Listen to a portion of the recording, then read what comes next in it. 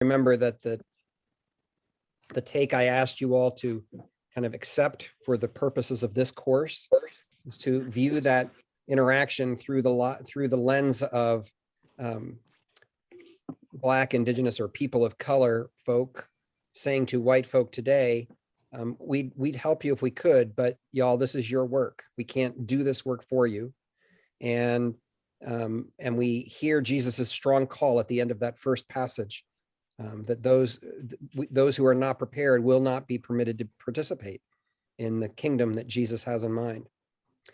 So it's a pretty challenging way to read that text, and one that I feel more and more convicted about.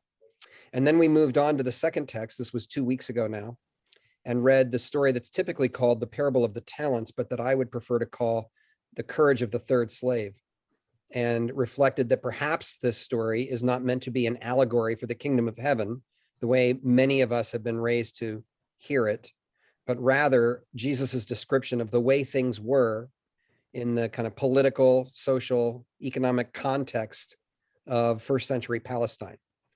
That is to say that poor farmers would put up their land against debts that they took at high rates of interest in order to survive. When they couldn't make their debt payments, the landowner would collect on their land and amass so much land that eventually the landowner couldn't manage all of that property himself. And he would travel for months, maybe even years on end, while entrusting his lands in various places to different slaves or servants.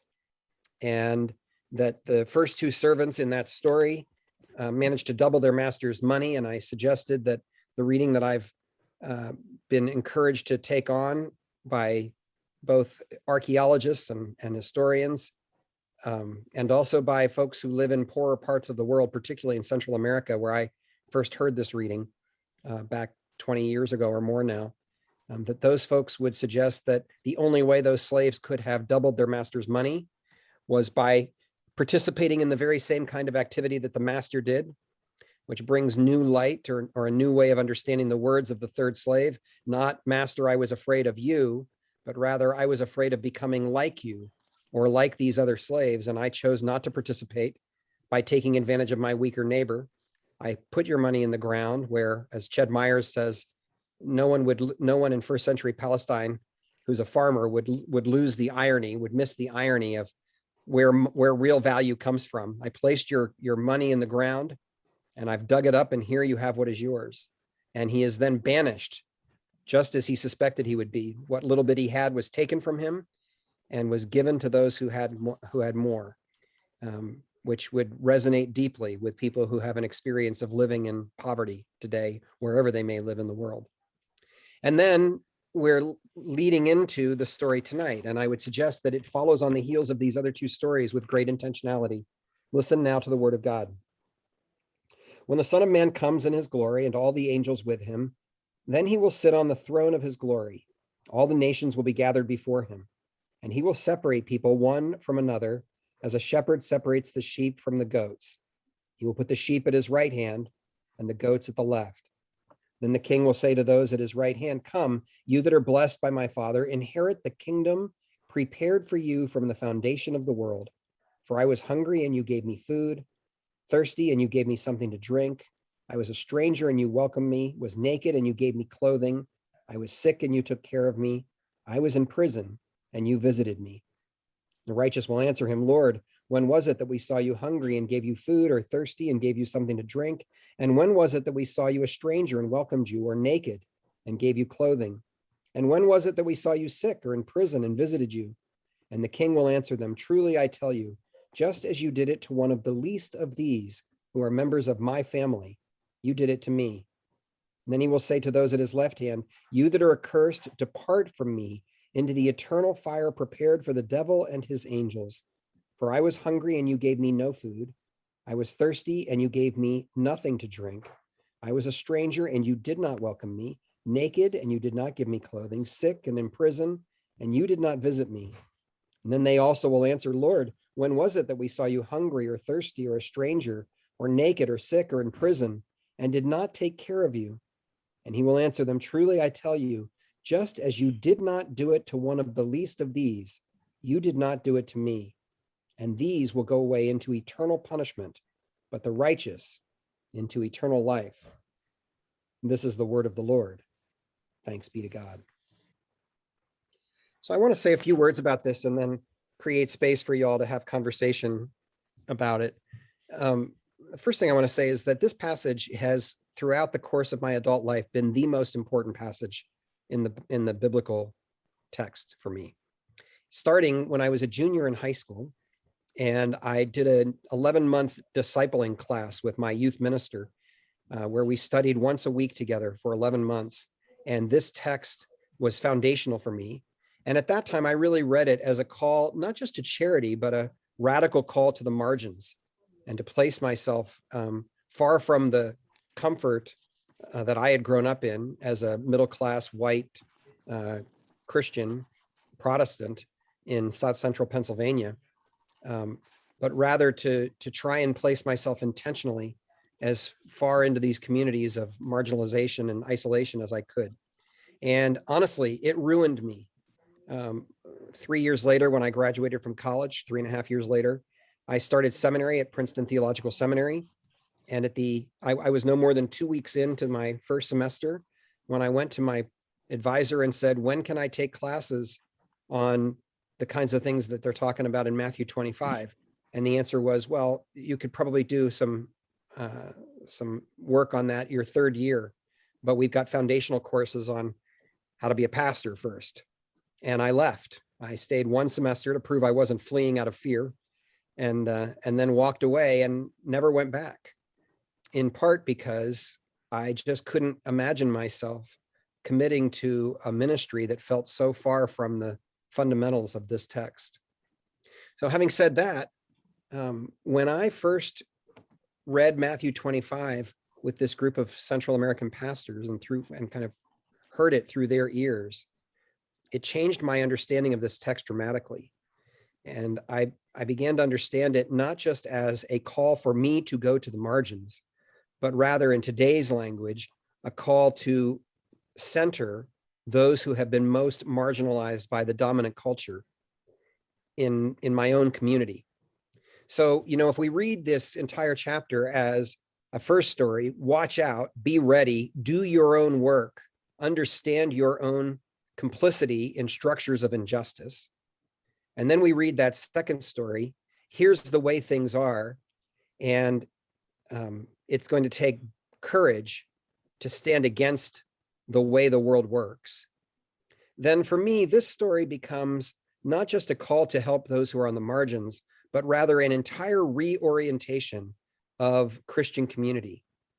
In fact, the language is almost parallel, right?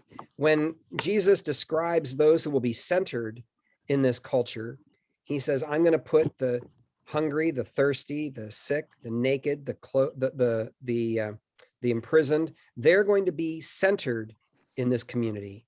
And if you haven't figured out how to center them, then you are not welcome in this community. And in fact, at the very end, that's where the parallelism comes from. In the same way that the third slave was cast to the outer darkness, Jesus condemns those who have not figured out how to recenter or reorient themselves to a new understanding of community. He condemns them in a very similar way to the condemnation that third slave received from the master, and says, you will not be welcome in this community. That's a harsh message for many of us who have been raised primarily on messages of grace. And frankly, I would describe it as cheap grace, Bonhoeffer's language, right? That we somehow assume that everyone, as long as they profess the name of Jesus in some way, will be welcome in the kingdom of heaven. I don't think that's what Jesus had in mind. It's certainly not what appears to have been in Jesus's mind in this passage, where he's clear. When you treat someone poorly, or even when you don't welcome someone who has been treated poorly, it's as if you are treating me that way. So it makes me think of, is it Jon Stewart or Bill Maher? I can't remember which of them does the New Rules. Y'all know that, right? They'll talk about new rules and then kind of speak out about popular culture. I feel like this is Jesus's declaration of new rules, right? In our community, here's who's going to be put in the center. And if you can't participate, you will not be welcome here. So I could say a lot more about this, but I suspect I don't need to. There's plenty there to chew on. So I'll leave it at that and then invite Heather and Linda to tell us how you'd like to move forward. Thanks, Rick.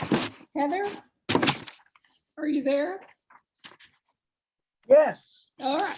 Okay. Well, there I am. Hi.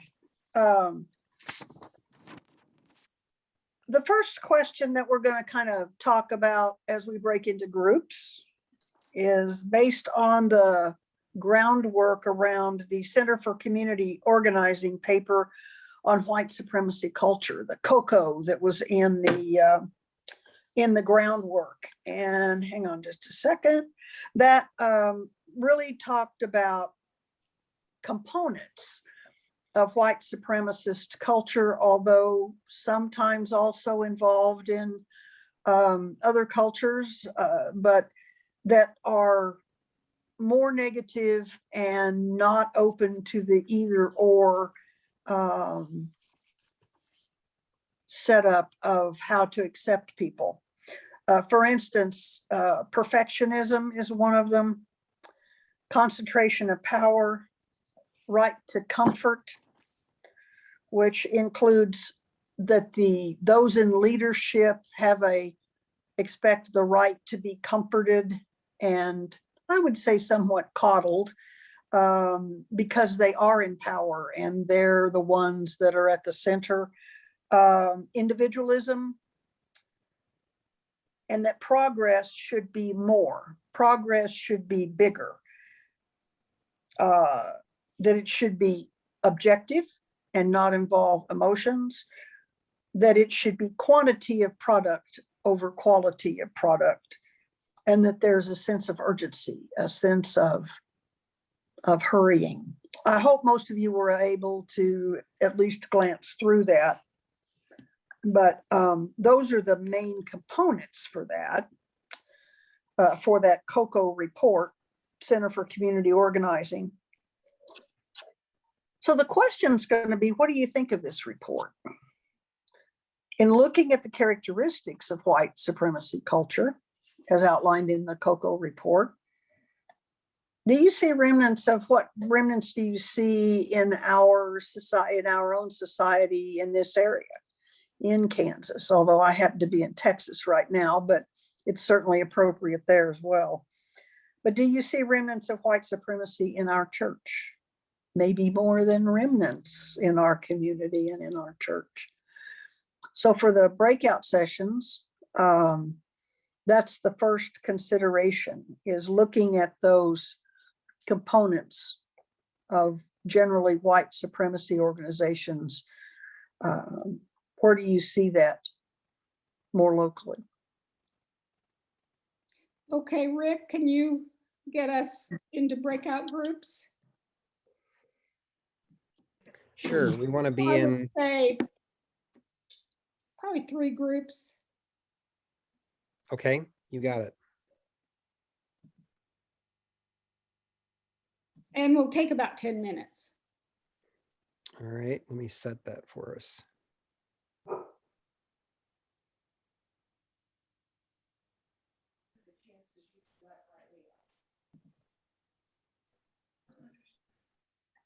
Hold on just a second, sorry. Sure. There's my setting. Okay, you said 10 minutes, right? Maybe we better, let's say 8 minutes, just because I Okay. just looked at the time and I Right. want to get through what we have planned for today. All right, it's set for 8 minutes plus a 60-second timer. Okay, Yep. great. Okay. And here we go.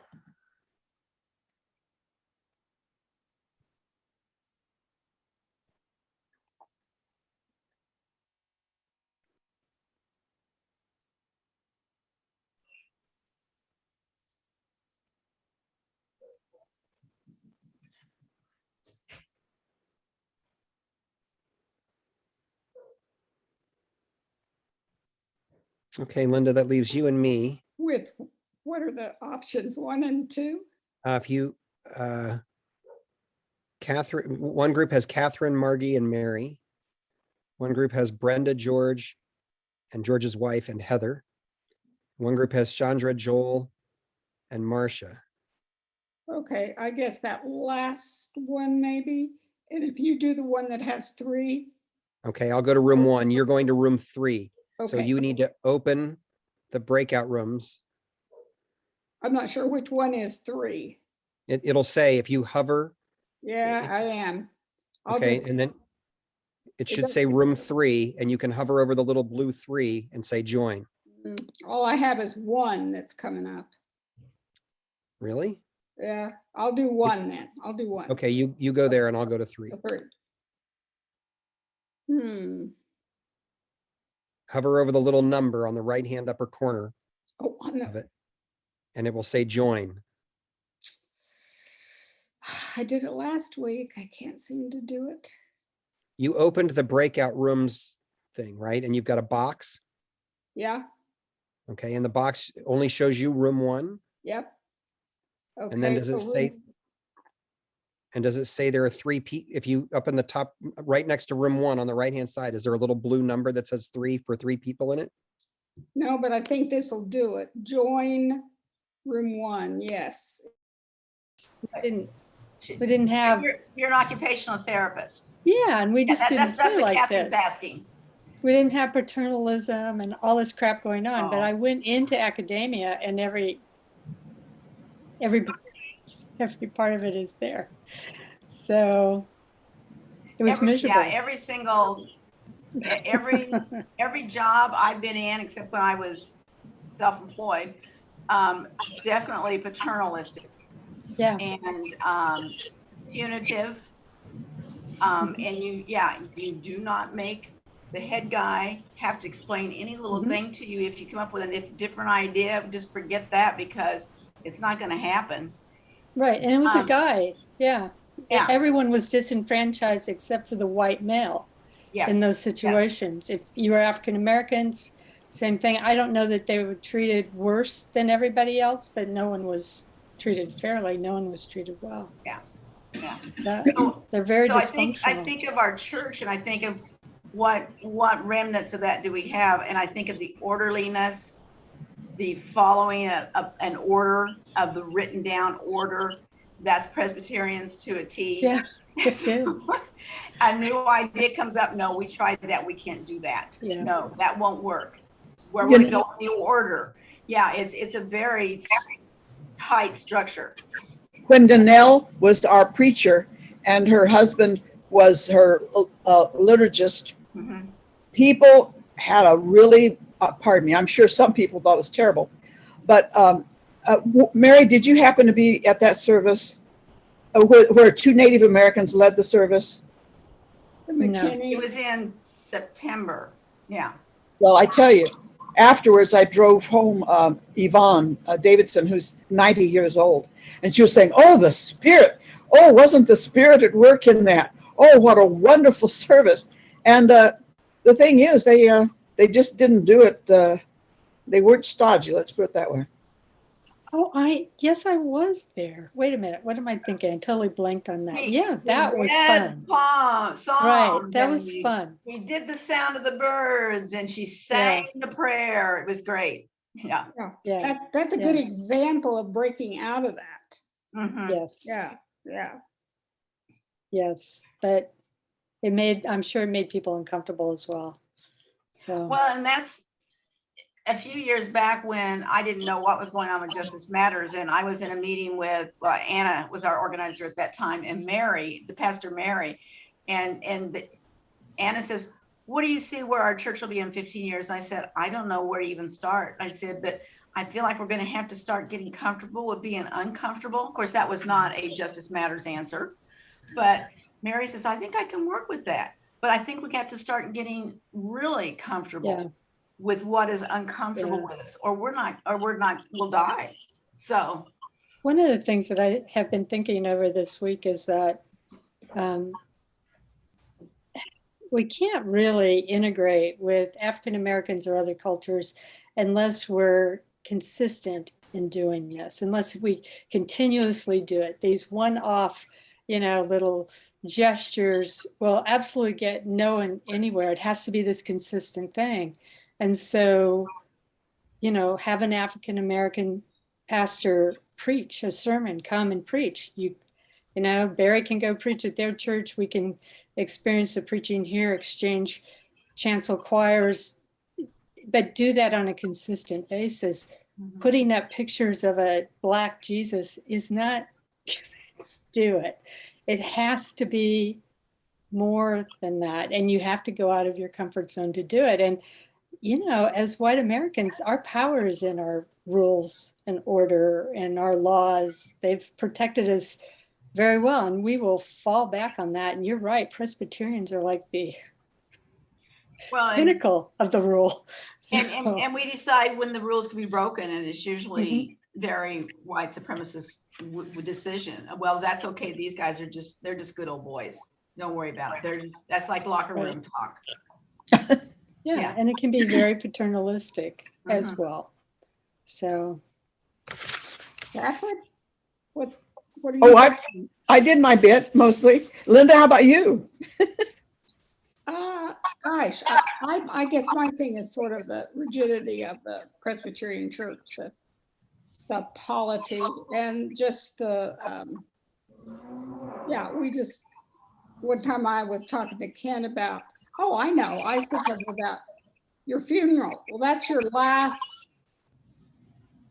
chance to have any control. So if you want to have, I think you should have whoever you want to do the service. And he said, well, according to the Book of Order, whatever. But the Book of Order is really important in the Presbyterian Church, and pastors are trained around that. Well, but here, as a girl Presbyterian, I'm going to defend it. It's okay to say according to book order. I think it's good to know what is according to the Book of Order. And then knowing that, then I think then you say, okay, so what does the Spirit tell us? What would Jesus do in this situation? Jesus knew the rules. I mean, I think it's good to know, because they were developed for a particular reason. There was something good about having order, but you can certainly, you don't have to follow it. Just nice to know it. Well, and remember when Rod pushed us in Sunday school class? That was probably the last time he was there.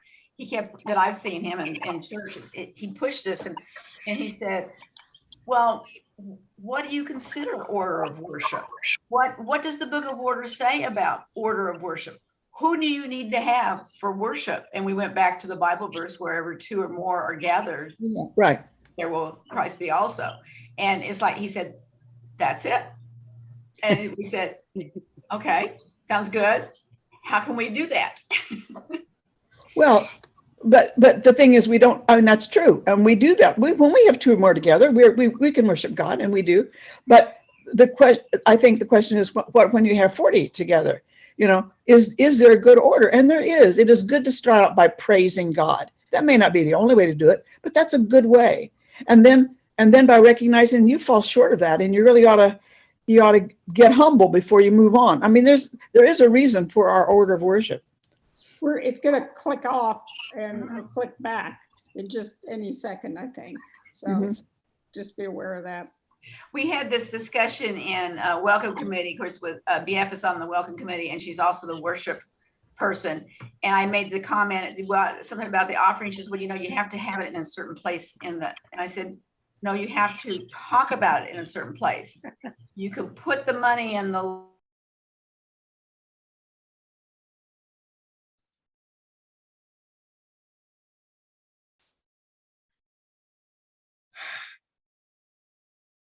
Okay. Where is, oh, there she is. Joe, Yes. How you doing, George? I'm doing well. And Karen, how are you? Hi, Karen. Hi. I wanted to know where that verse in the Bible where it was talking about Moses' wife. The one that talks about Moses' wife, I hadn't looked it up, but I will. Well, he's got more. I believe it's in the book of Exodus. Yeah. And Linda's new to us. Oh, pardon me, one of the Lindas. We got a Linda Bridges with us now. Okay, that's why I was so confused. That was Oh, where the other Listen, Linda was on my screen. And I looked up and I said, wait a minute, it still says Linda, but that ain't the same woman. Right. Good, glad you could join us, Linda Bridges. Sorry to be late, Uh, different meeting. I'm sure you, yeah. We're glad you're here. Heather, you want to, if we want Well, to have yes, a, I was actually, we wanted to, anybody have discussion, but we ran into audio difficulties. And so George and Karen and Brenda English and I all just kind of looked at each other and it was kind of the, can you hear me now? Is this better? You're saying Brenda English. I'm sorry. Okay. Now, our It's Joey. audio was not, it was frustrating. So yeah. we didn't get the discussion really even started. Well, if we move In on, Exodus 21 and 40 to 26, where it talks about she was referred to as an Ethiopian. So it's in Exodus 2:21. Oh, thank you, Brenda. And okay, Thank you. Thank you. no problem. so what? And just so somebody who- people will Brenda's know that in breaking up for some me. How did that fit I'm sorry. into your discussion? The Ethiopian woman, or maybe that's Well- too long of a story. We abandoned the topic and talked a little bit about colored people in the Bible from last week because we were having so much difficulty. And that was my fault because I thanked Brenda for her contributions last week. And then George wanted to know what Brenda said, understandably. So yeah, we only ended up with, what was it? I think 3.5 minutes by the time we got through trying to figure out the audio. And so Okay, that's the way it goes some days, I guess. yes, it is. That's right. Well, if we move on, does anybody have any objections to that? Did you have enough? I love that piece on the white culture. I mean, it just made me just think of all sorts of how it's manifest in various institutions and the Presbyterian Church. So yeah, okay. Well, the next reading that I suggested was the 1999 Facing Racism report that was adopted by the General Assembly. Now, you folks that are outside of the Presbyterian Church, I guess that's just Brenda and Joel, you'll just have to cope with our talk about GA is the General Assembly, and that's the top ruling body of our church. But that was 1999, and I thought, and then I read it and I thought, well, that is really, I mean, that seems up to date to now. But one of the parts that I thought was interesting is towards the last, because most of it you would go, yeah, okay. The brokenness and beloved community, but the spiritual, that racism is a spiritual issue. Neither its causes nor its solutions will be found solely through government programs, social ministries, or our own best intentions. The forces that perpetuate racism through our society are rooted in spiritual realities that require us to call out to God for solutions. So what do you think that means? And then how do you renew your spirit to be open to the Spirit? I mean, are you following me? Mhm. All right. Okay. Shall we do the breakouts again, Rick? Were there questions? It looked like somebody might have had a Yeah, question. did you, any questions on the questions? Which is, how do you renew your spirit? Basically. And what do you think about the spirit, the necessity for a spiritual dimension to what we're about? more than one thing up on my screen at once. So Linda, would you just read your last 2 or 3 lines about can't just be legal, can't just be government, or Right. just Can't what? just be government programs, social ministries, or our own best intentions. The forces that perpetuate racism through our society are rooted in spiritual realities that require us to call out to God for solutions. That was from Sojourners Magazine. So I'm saying, what do you think that means? Calling out to God for solutions, and how do you renew your spirit? I guess, are you saying that spiritual is racism spiritual? Is that what you're saying? That in order to confront racism, there's a spiritual dimension to it, which given why we're here, I don't think anyone would argue with that. But what does that mean? And how do you renew your spirit? Okay. Yeah, good with that? Okay, Rick? How much time? Let's say 8 minutes. Okay, here we go.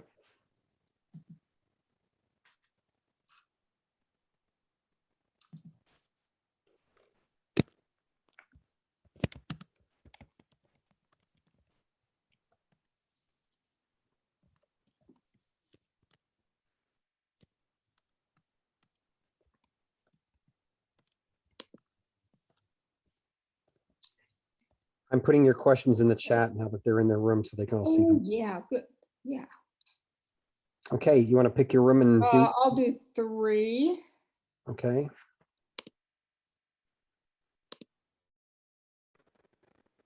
Yeah, we could hear each other. Ladies, Yes. Yes. I would like for you ladies to go first on how you would renew your spirits as it relates to the topic that we're talking about. What thoughts or ideas come to mind?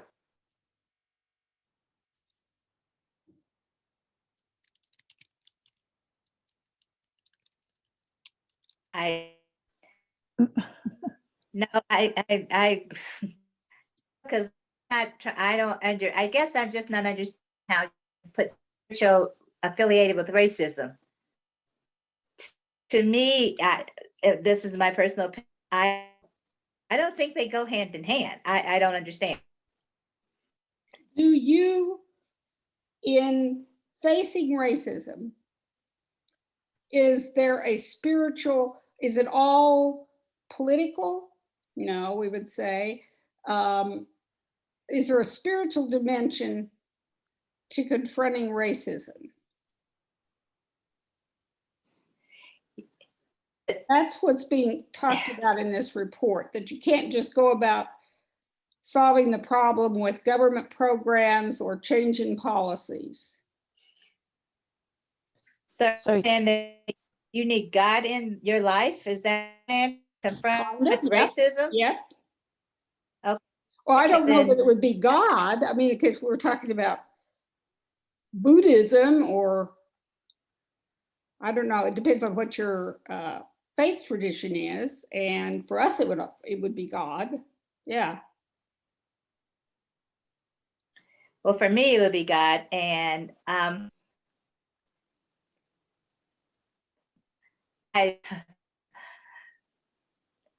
think sometimes you have life when you confront racism, so you wouldn't go off it. But I don't think I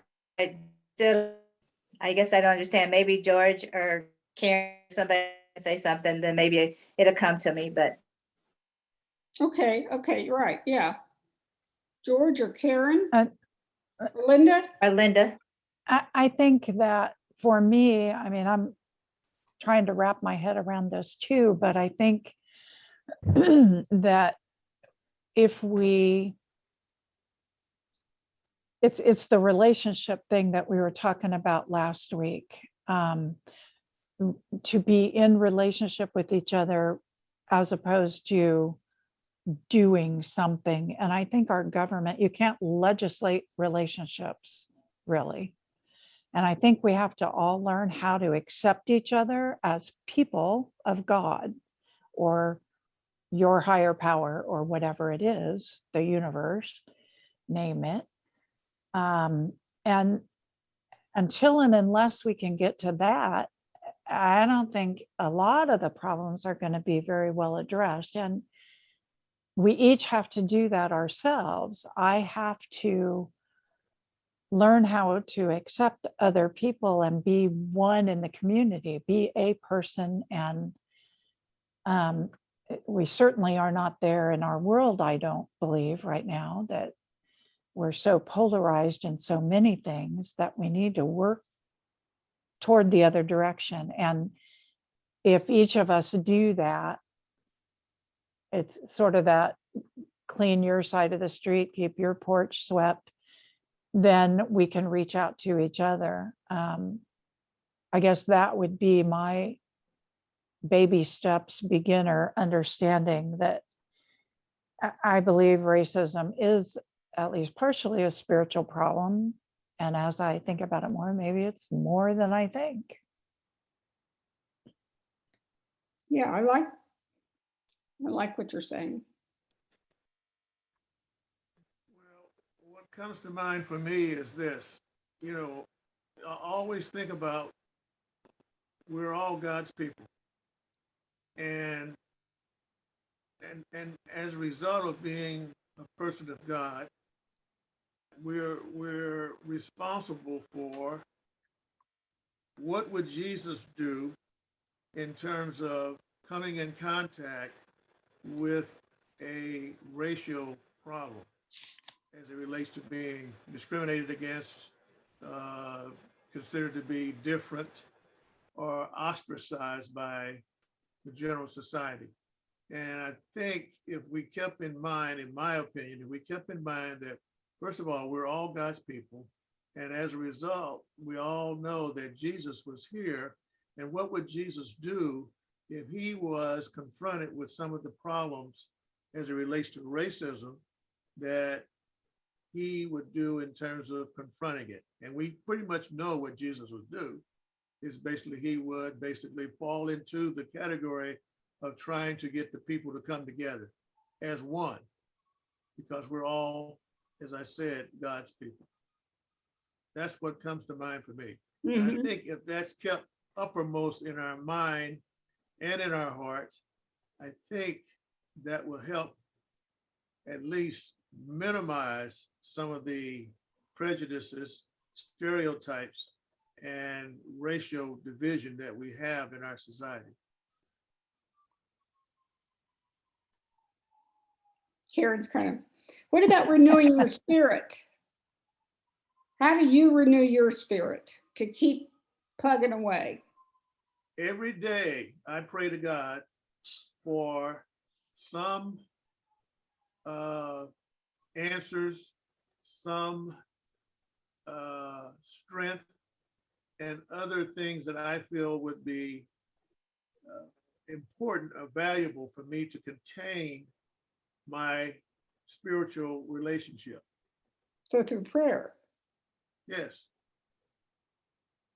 You know, last week, our session that we had was just, it was fantastic for me. That renewed my spirit. And I guess it's being together with other people and people genuinely sharing and kind of from different perspectives, but yet we were all embracing each other, I guess. And that was a spiritual renewal for me.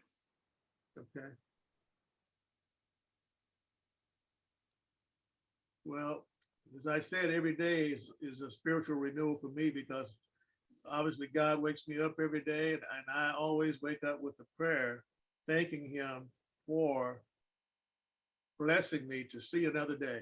Mm-hmm. And trying to make the most of that day. Yeah. In a positive way.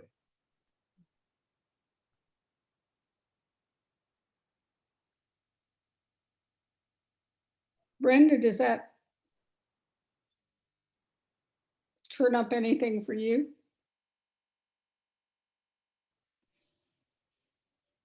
Karen, Yeah. Okay. Yeah, they can hear you. Oh, okay. You know, one of the things I think about quite a bit is purpose. You know, why do we do what we do when we do it?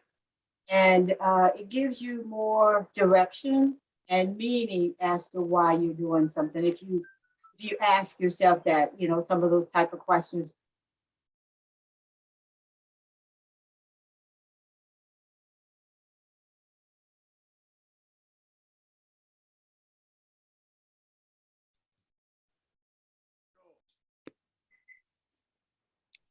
hi, folks.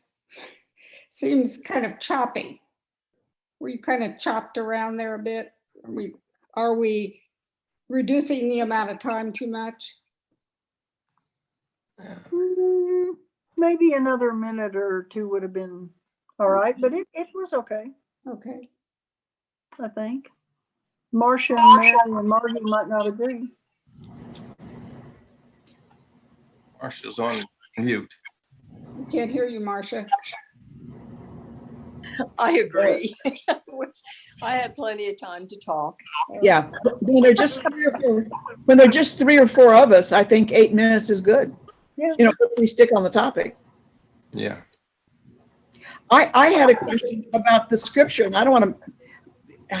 I just want to throw it out there, and then you could, Rick, you can answer me on now, or you can answer me at the end, or whatever.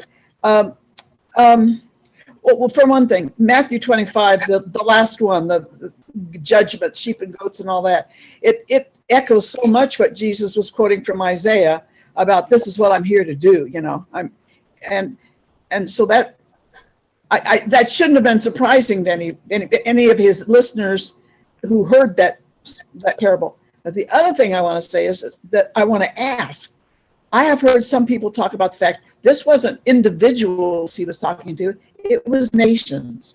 Did you ever do anything with what it was about? He was gathering the nations before him, and it got the. I mean, sometimes you can look like does that mean anything to you? Yeah, it does. I'll just answer briefly if that's okay. I think you're right to catch it, and I actually meant to lift it up tonight in my comments and simply moved by it without catching it. But I don't think this is meant to be an individual exercise. I think it's meant to be collective, and that we are held to account collectively. And you know, I mean, it can even go so far as to run into questions about nation states. And I don't think it's an accident that Jesus chose this kind of language in the midst of his moment, where basically he was standing against the values of the Roman Empire, and the notion of conquest. You know, the Pax Romana, the Roman notion of peace was we will conquer you, you will be assimilated, and you will get all the rights of citizenship that we can bring to bear as an empire. And congratulations, you're a part of the Roman peace, the Pax Romana. And Jesus and Paul, following Jesus, had an entirely different notion of what kind of peace that when Jesus talks about, I bring you my peace, it's a very different notion than a notion of conquest. Which I would point out, Rick, is exactly what we did to the Native Americans. We said, congratulations, you're Americans now. You get to be a part of us. We're going to send you to special schools. We're going to eradicate everything about you and then accept you back into society.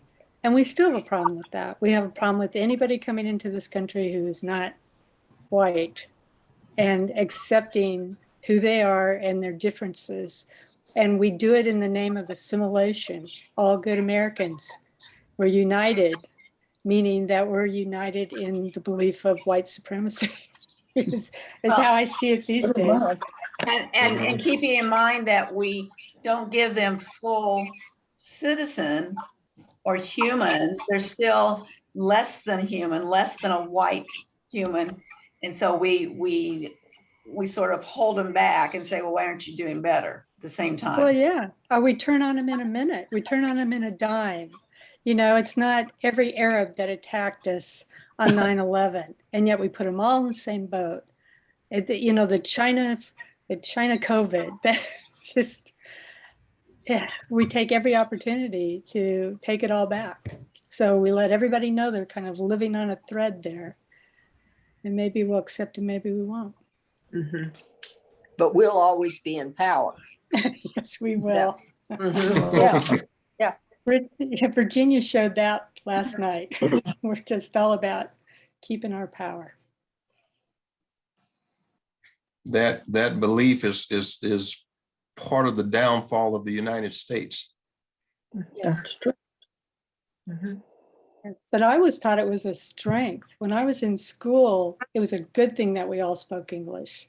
It was a good thing that we were immigrants and we came from all parts of the country, but we banded together to build the United States. We should have been proud of that. And now I look at that and think, boy, what brainwashing. How Well, now, powerful. Mary, there's nothing wrong with speaking English. It's better though to be double English. What do you call it? Bilingual. Bilingual or trilingual. That's better. There's nothing wrong with speaking English. It's better to be able to speak 2 or 3 languages. Yeah. True, but if you get somebody who does not speak English well, what are your first thoughts about them? Well, that they would probably be able to get a job if they spoke 2 languages. Yeah, or Including they need to English. practice more. They need to be better. They need to assimilate.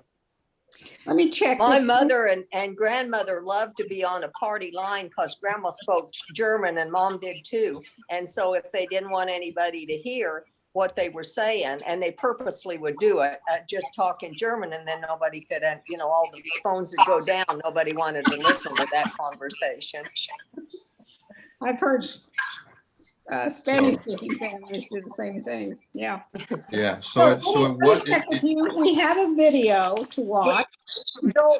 Joel wanted to say something. Go ahead, Okay. Joel, real quick. I'm sorry, just real quick. No, I no, I wanna want say, to hear.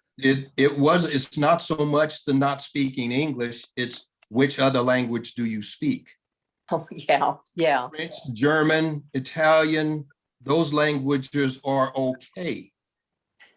But if you That's true. speak, Spanish, or you speak Swahili or Yoruba, one of the African languages or something like that, then it's, oh no, you got to let go of that and speak only English. Mhm, good point. Good And point. I'll leave it alone.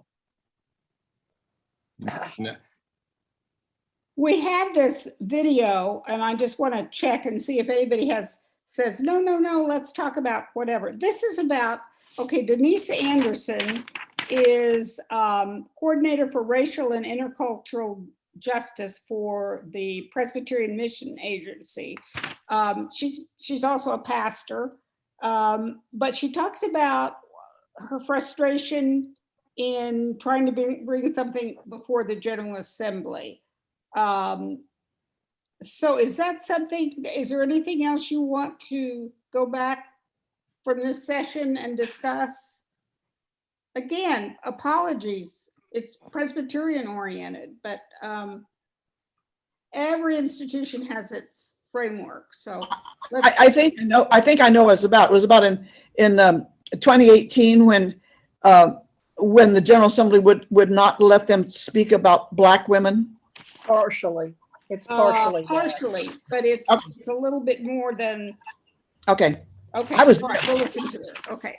I'll share the screen. First, I have to, I think I'd figure this out.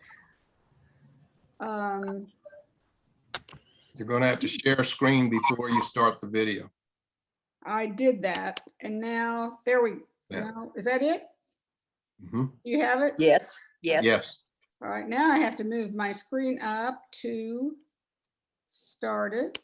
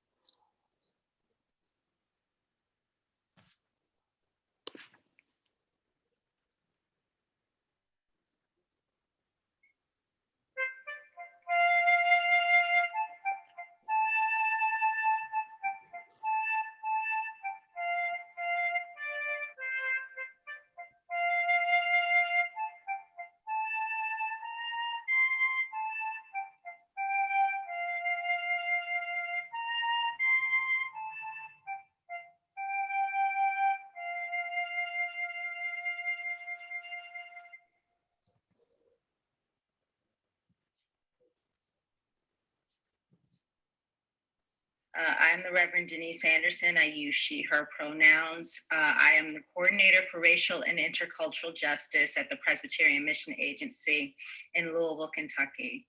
I have the special pleasure and privilege of staffing the Special Committee on Racism, Truth, and Reconciliation alongside Elder Valerie Azumi of the Office of the General Assembly. This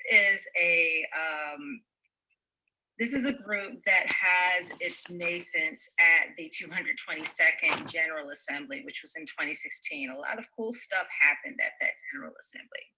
And one such thing was an overture that came out of the Presbytery of Baltimore. It was item 1112. The name of that item was on the PCUSA continuing its efforts to dismantle racism within our denomination and the larger society. And I want to read a bit of the rationale behind why the Presbytery of Baltimore put that forward. Think about what was happening, what had happened not too long before then.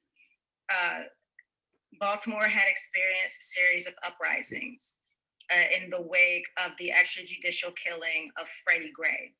I was living in Maryland at the time. I very much remember what that felt like. It feels a whole lot like Louisville feels today as we continue to seek justice that has so far been denied for Breonna Taylor.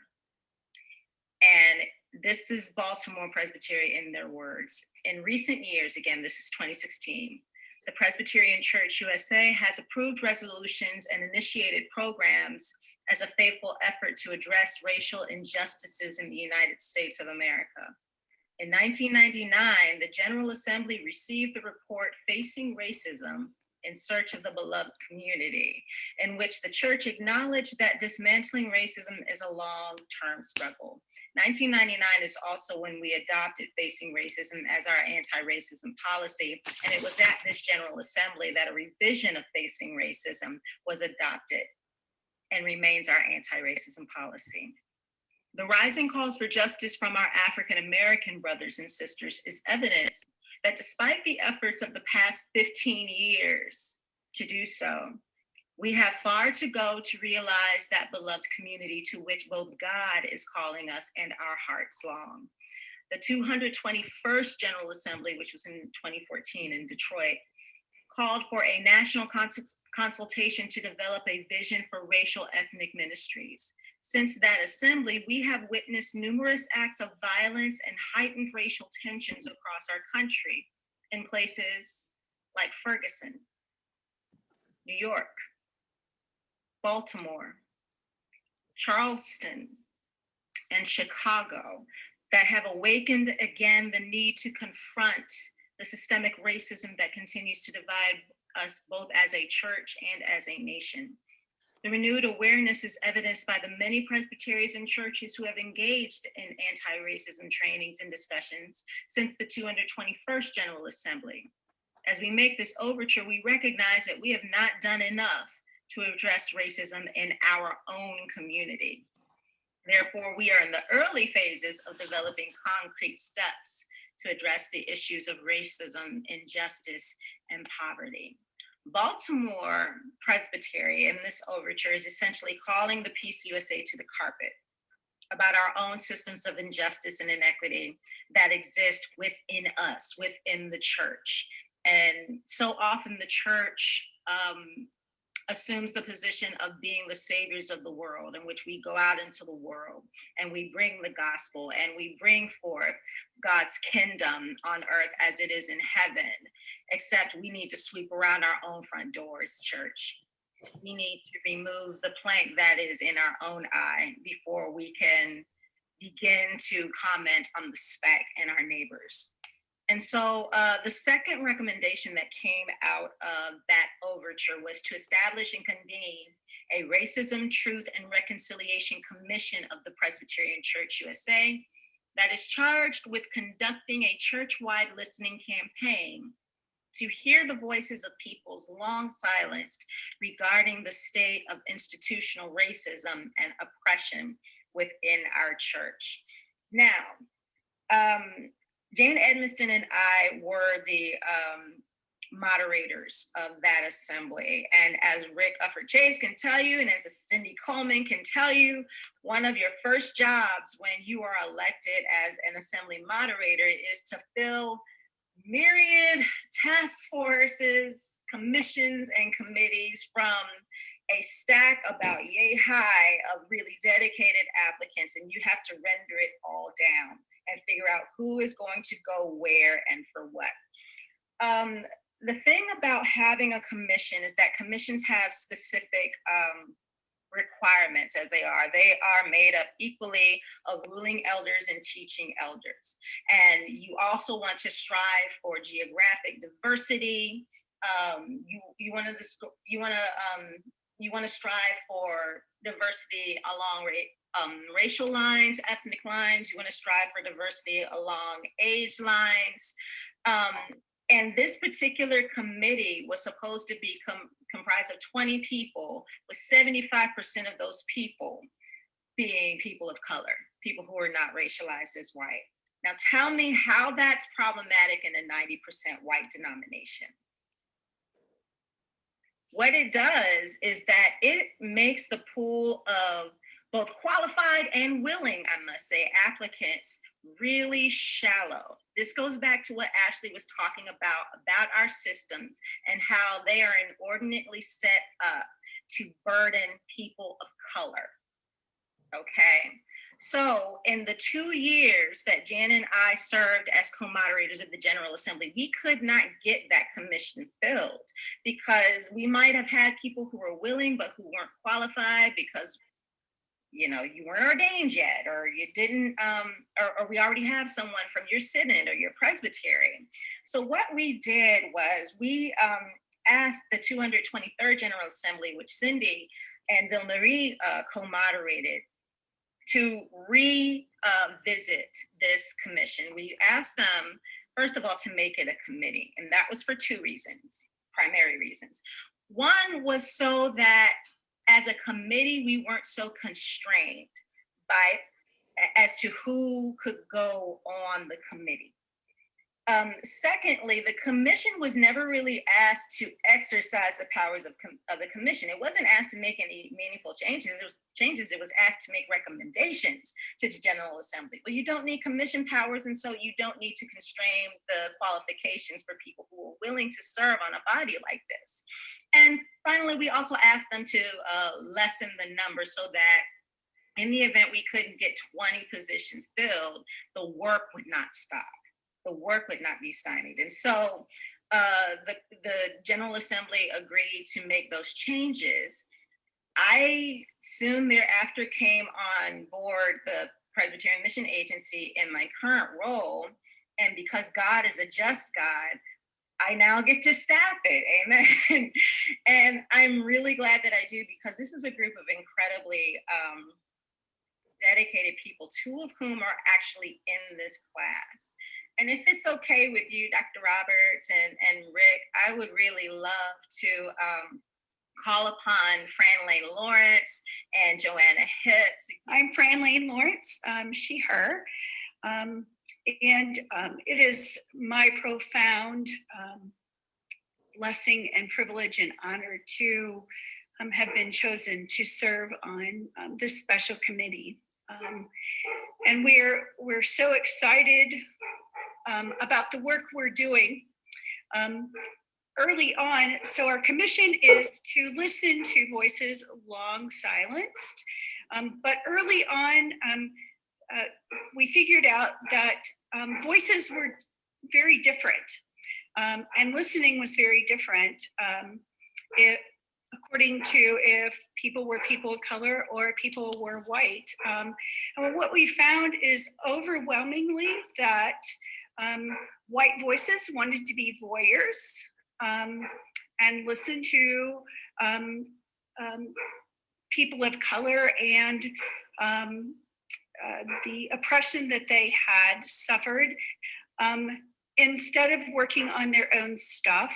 And they also didn't understand what racism meant and their place in racism, that they were the oppressors.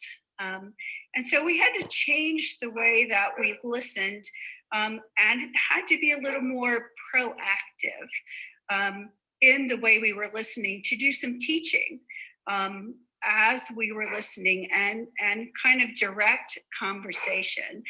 So that was one of our big learnings.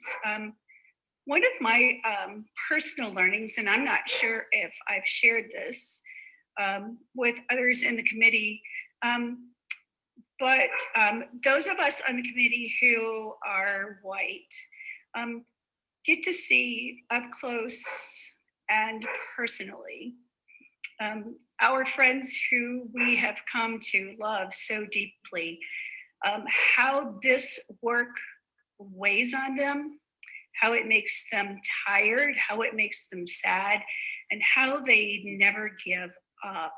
And so I'm so blessed, and I don't know what else to say. That's plenty. Thank you, Fran. Joanna, if you want to weigh in, if you're here, I don't even know that I saw you. I'm here. There you are. Good to see you all. Yeah, so I'm months into this, but I haven't read all the work they've done. One thing that is intriguing to me, and it reminds me of, I know that I saw someone post the Freshman Outlook article that Reverend Denise Anderson wrote about making bricks out of straw, that this work is often placed upon Black people and people of color to do the work for us as white people, and that this is what I'm looking forward in the committee, is the work that it's done in this intersectional way. And so I'm ready to get rolling. I'm deeply saddened that I joined in the middle of a pandemic, but it's going to be fun. They've thus far hosted a couple of listening sessions and webinars with the Reverend Dr. Mark Lomax of Interdenominational Theological Seminary. He was instrumental in the task force to study reparations, and also to bring the Belhar Confession to our Book of Confessions. They've also had a similar public dialogue with the Reverend Dr. William Yu of Columbia Theological Seminary, who talks about the racialized history of the Presbyterian Church in North America, and specifically the United States of America. And it's interesting to see not only the data, but sort of the history and the broader narrative that they're able to put together. And I think even from very early on, and even as they forwarded their work, they were increasingly convinced that the work of the church really should be around reparation. And because without that, there is no reconciliation. And so that's been, the Spirit sort of made that their charge fairly clearly. It's been interesting to see that evolution. I am hopeful, because they will not be the first people to say this, the first group or task force or special committee or commission to say this to the church. But I'm really hopeful that we are in a Kairos moment, especially when the pandemic of racism that has been around for over 400 years really has been magnified for us this year, and possibly will be magnified for us for the next couple of years when their final report and recommendations are due, that we really take seriously the call that this group is going to make to the church, because I think it's going to be revolutionary and it's going to be responsive to the times in which we are in. We are in an apocalyptic time. This is an apocalypse. It's an unveiling so much for us as church and as culture. And with that said, my invitation to this group is to consider how white supremacy really does operate within not just the larger PCUSA system, but your own individual congregations, the ways in which you do things locally, regionally, nationally, internationally, because this is something that besets all of us. I name myself as a part of a white institution. I'm a minister member of National Capital Presbytery of the Presbyterian Church USA. It is a white institution, and those norms are still norms that I fall into. This church, this committee has had a couple of in-person meetings that have been very formative in their work. The first one was in Atlanta, where they had anti-racism training with Jessica Vasquez Torres, whom you heard from last week. And the second in-person meeting was in Montgomery, Alabama, at the Equal Justice Initiative, which really, that and Co-Inspire at Montreat, I believe, were turning points in the work for this group. And so I ask for your prayers for them and for those of us who support them and for the church who needs to hear them. Thank you for allowing me to share.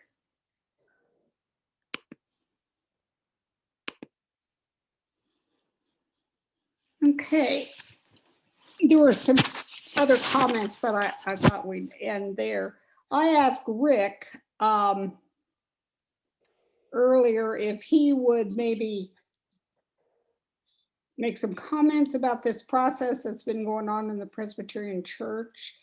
The report, the 1999 report, and then what's now going to be proposed for the next General Assembly, which will be in 22, right? Yeah. Yes, that's right. Well, I'll just make the briefest of comments. I mean, I think the challenge that we have is that the Presbyterian Church has been making all the right statements for a very long time. But we are as bound by the reality of that paper that you all looked at this week on kind of the characteristics of white supremacist culture as any other institution of our kind, and in some instances, perhaps more bound by them. So it's not a matter of will, in my experience.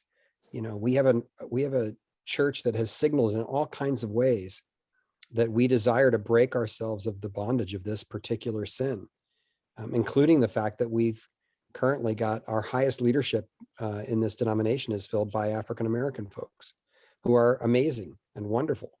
But we have put them in charge of an institution that doesn't show any significant and obvious sign of being willing to actually stand against dominant culture values and operate outside of those values in a totally different way.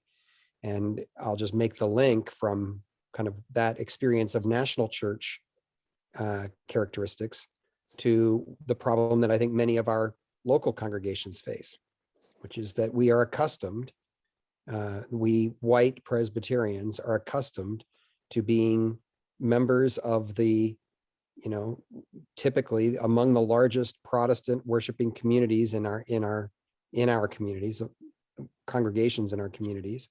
We're accustomed to being the dominant culture church and to being influencers. And we are not particularly practiced or even at some moments open to calling into question that assumption of privilege. So I don't think we have a problem here with desire. I don't think we've got a problem with analysis. I think, you know, you read that, if you read that statement from 1999 carefully, I reread it this week as well. It's a remarkable statement. And if you read the full task force report on truth, reconciliation, and racism, truth, and reconciliation, I think it is, right, that Denise was referencing, also a really remarkable document. The question is, what does it mean that we have so fully inculcated whiteness into an assumption of white privilege into our identity as Christians that we really don't know how to go about breaking that dependence? So I'm happy to be a part of the conversation. I don't have great wisdom about this, except I'll say one more thing, which is that I thought your question earlier about the kind of the spiritual task of confronting racism was provocative. And for me, it's provocative because I would stand it on its head.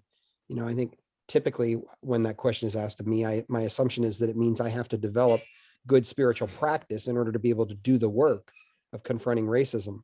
But I would suggest in this instance that it's actually the other way around, that in order to be spiritually grounded, we must be doing the work of confronting racism.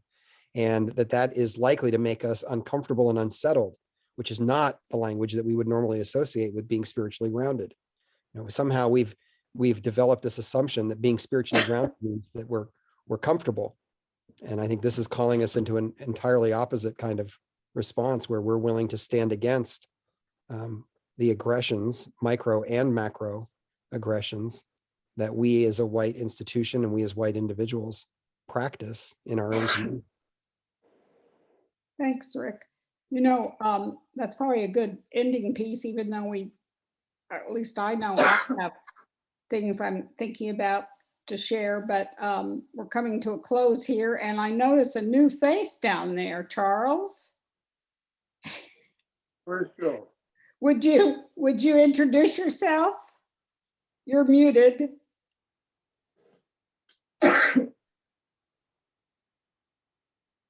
Unmute. There we go. I'm There sorry. we My go.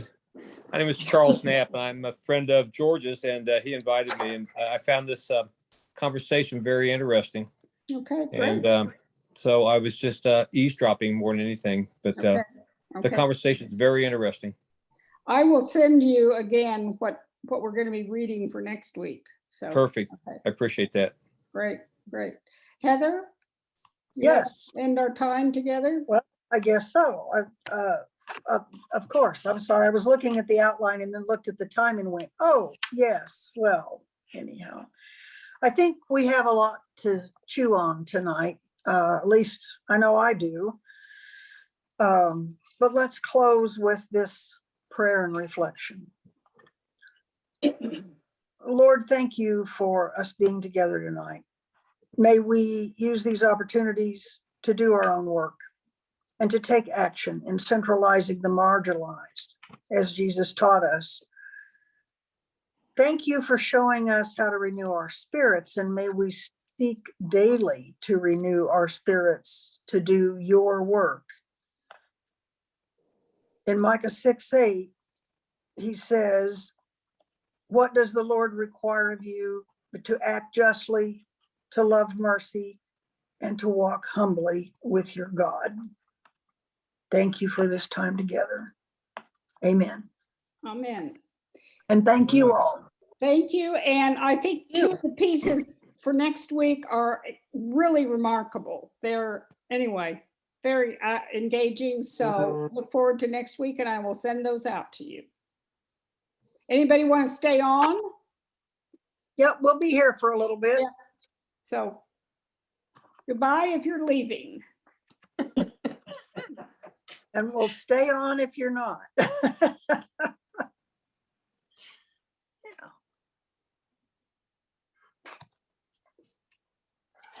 I stayed on just because I wanted to comment on, and I didn't think Okay. it should come up during our meeting thing, but I was real pleased with the outcome of our election, with the Blacks being chosen and a Native American.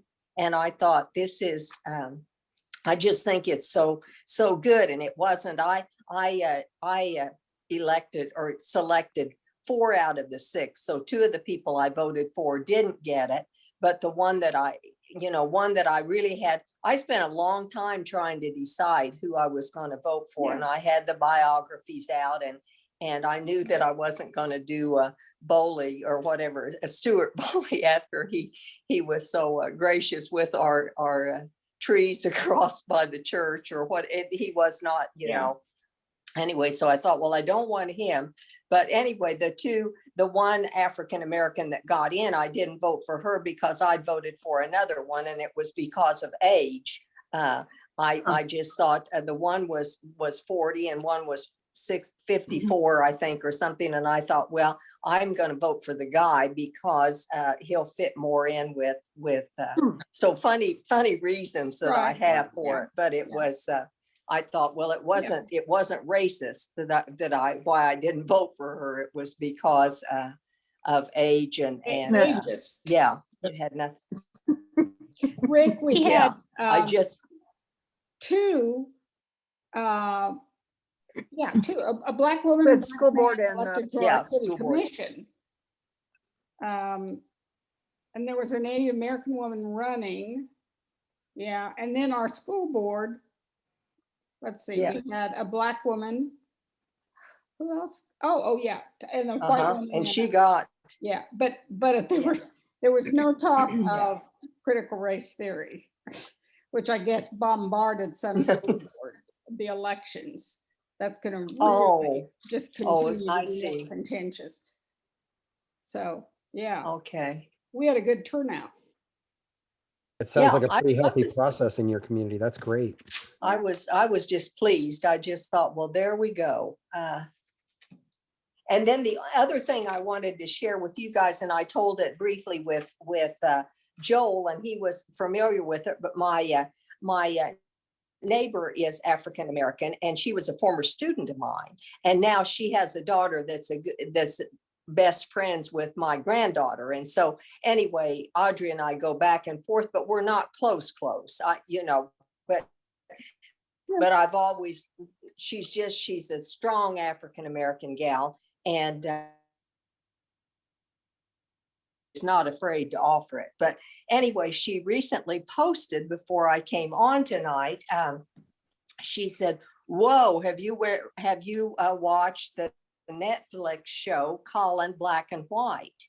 And and then she went on to say, first 10 minutes was very secret, deep conversation Black folks have when they trust each other to spit the truth out. Only it was on the screen for everyone to wrestle with, and felt like some weird cultural secret was exposed. But at the same time, this was relief in not having to acknowledge it as a secret anymore. So anyway, I quickly brought it up on Netflix to see, and it's one of those, it's a series kind of thing, and has to do with athletes and how the policeman stops the kid, and he's with his parents, and then the father says, well, but the father is white, and the father says, "Now, officer, why is it you stopped him, or why is it you need to see his license?" And the kid starts to get his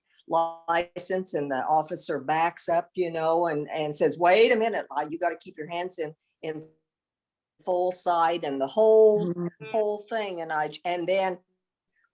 then it goes on. I didn't, get to see, but then it starts with the athletes and how they put them through, the pro athletes anyway, and how they really just lower them down and dig the best cream of the crop. But they also show the slavery as far as how they were on the standing block. And that's kind of what they began, with NFL, how you're bidding on, well, this one can give me this, this, and this. Well, the slavery was the same kind of thing. Yeah. Anyway, it's one that maybe you might want to take a look at.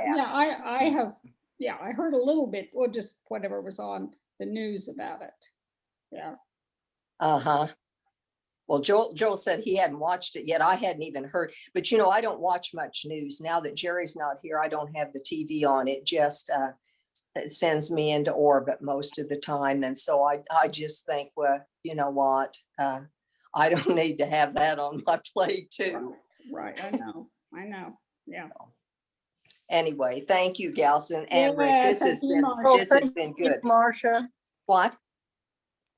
Thank you, Marcia. Okay. Have a good day, evening. Okay, I yeah. just had my flu shot or my COVID shot today. So we'll see if I have a good night or Well, I not had so a good a night. reaction. Yeah. Good Did luck. you have a reaction? Yeah. Uh-huh. Well, I And haven't I did yet, but not. you did not. Okay. I did Well, not. we'll see what this brings, but It's so yours. far I feel okay. Yeah. Okay. Bye-bye. Okay, Good. bye. Good. Bye.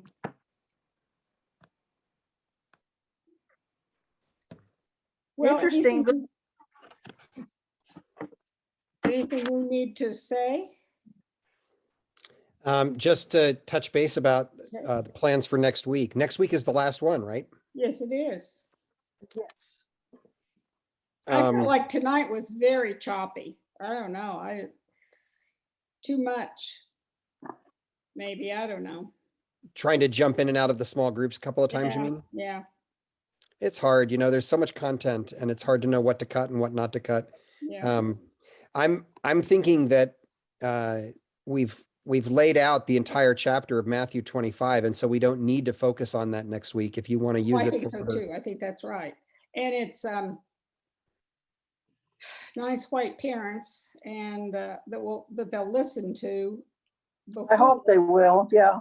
I hope they will too. It's such a Yeah. powerful story. Oh, it is. Yes, it We're is. all Are you thinking that you'll mindful. use the Allison Wood piece, the main content piece together? I think so. I can't remember I what it thought the is. main content was I never, Resme. No. So Metman? Resma Menakem is an interview with Krista Tippett that's part of the groundwork. The main content Oh, is you're right. That's right. Allison Wood That's that I remember. I haven't looked at it in the last couple of months, but I remember it being a pretty powerful kind Okay. of wrap up for the course. So you might take a look at it and see, but I think it would be worthwhile to do. Okay. I like to have at least one thing that's shared. We've all experienced. And actually Denise she was more powerful tonight than I had remembered. And I just listened to it a few days ago, but Yeah, it's amazing. We pick up different things each time we listen to it, don't we? I Yeah. find that too. it's like a scripture. Yeah, Mhm. yeah. Well, I think the two of you have done a marvelous job of Well, thank curating this experience. And I've learned a lot by watching how you do it. It's been great for me. I mean, I'm willing to do it again, not right away, but Well, the Bible piece, I sure would. I don't want you to trail around Heather and myself, but I wondered if we could, from the recording, pull out. Well, we'll be talking, Deb and I, over the next couple of weeks about what we've learned from this. And I think we have learned that we're gonna go back and edit the stuff from Bryce out of the material entirely. Okay. And the question is, how do we replace it? And Right, there are a okay. number of options for that. So, Okay. Okay. but we will definitely do it differently. Okay. Okay. Well, I sure think your message tonight and all of the ones that you've helped with interpretation have been outstanding. Mhm. And I really appreciate that.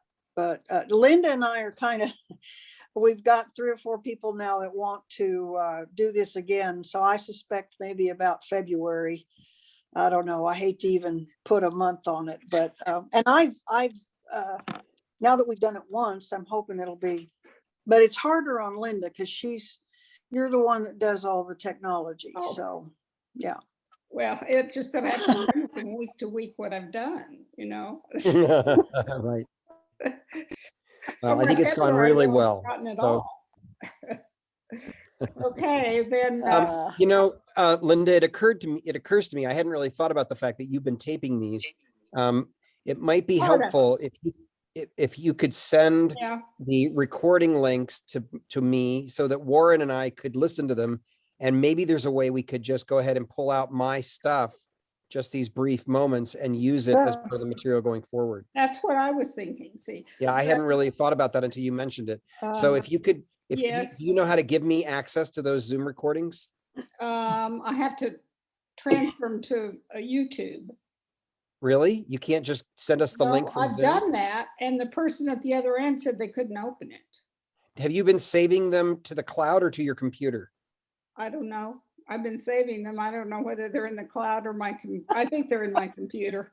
Okay, that's probably why. If you saved it to the cloud, then we I would don't be know able how to to just, save it to the cloud. That way usually- I could. How do you save it to the cloud? it usually asks you before you start the recording, whether you prefer to save to the Oh. cloud or save to the computer. Well, it's to my computer. Oh, you're right. It does. And I say to my computer. Okay, so you're right.